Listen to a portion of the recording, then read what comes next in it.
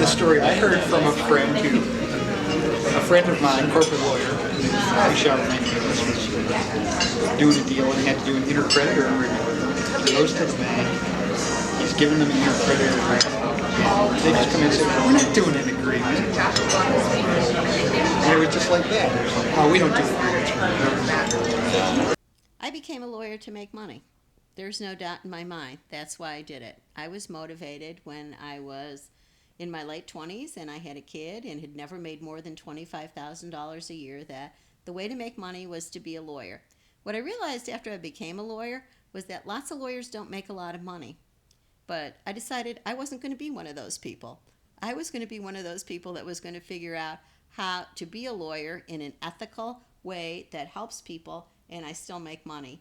And I've managed to be successful at that. I was telling Reed last night, I read over an article about Goldman Sachs that 73% of their revenue comes from trading for themselves.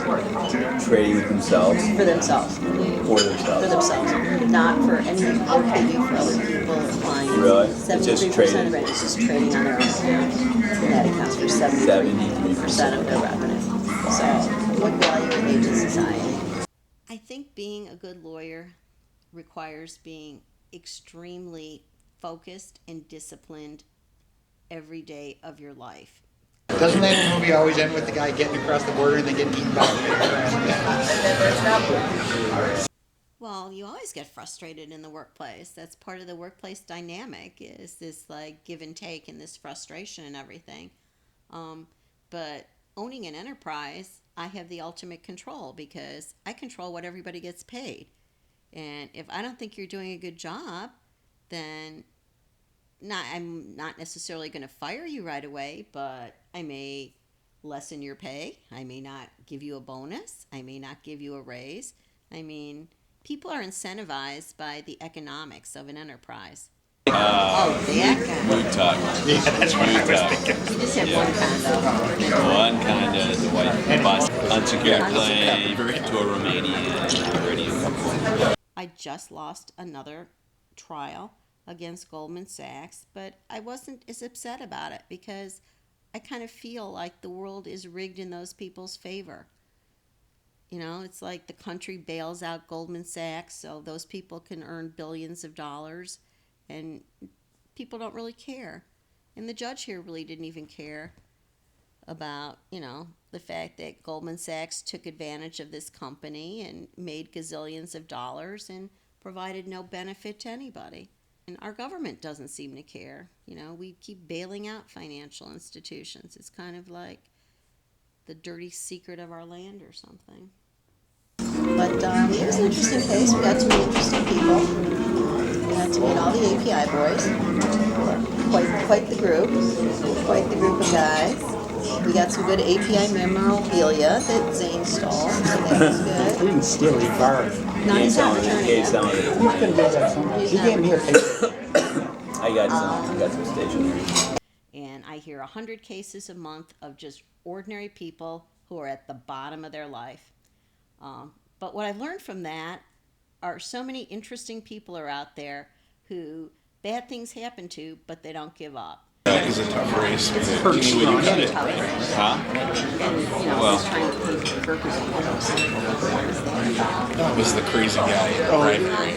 That wasn't you. No, it was some crazy other. He's very popular, but he's, from what I hear, Well, he's also left of Alexi. No, he's good. Now he's changed. Now he's Tea Party teabagger. Yeah. I mean, stay-at-home moms look down on women that work because they feel they're taking up the slack for your kids, because your kids are coming to their house after school and they're running the PTO and you're not the person doing that, and they look down on you. Whereas I think that women that work full-time, that most of the women I know that have always worked full-time like that don't look down on the women that stay at home and think that they're something less than we are. I just feel you made a different choice in life, so why are you judging me? I don't really judge you. And I know all about the steel business and parts manufacturers. So And you know a lot about the tort business too. In the little rail business. I do know railroads. I haven't done that. I've met the woman who for 40 years has stirred the vat of chocolate at Fannie Farmer Candies and made her living that way. I met the guy who raised and lowers the bridge over the Chicago River as it enters into Lake Michigan.